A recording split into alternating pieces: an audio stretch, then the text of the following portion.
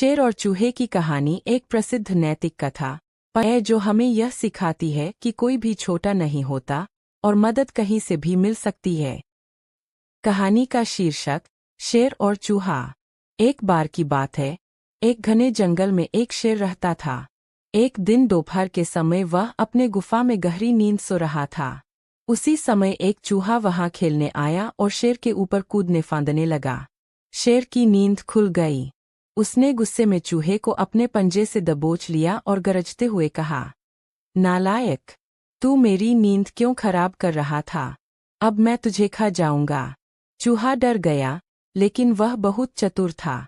उसने हाथ जोड़कर कहा, महाराज, कृपया मुझे माफ कर दीजिए। मैं छोना हूँ, लेकिन एक दिन मैं आपकी मदद जरूर करूंगा। शेर हंस पड़ा और बोला, तू मेरी क्या मदद करेगा, नन्हे से चूहे? लेकिन फिर शेर ने सोचा कि इतने छोटे जीव को मारना ठीक नहीं है। उसने चूहे को छोड़ दिया। कुछ दिनों बाद शेर जंगल में शिकार के लिए घूम रहा था कि अचानक वह शिकारी के जाल में फंस गया।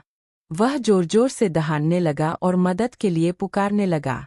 उसकी आवाज सुनकर वही चूहा दौड़ता हुआ आया। उसने देखा कि शेर जाल में फंसा हुआ है।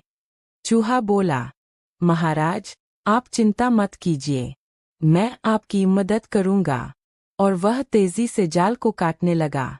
थोड़ी ही देर में उसने पूरा जाल काट डाला और शेर को आजाद कर दिया। शेर बहुत खुश हुआ और चूहे का धन्यवाद किया।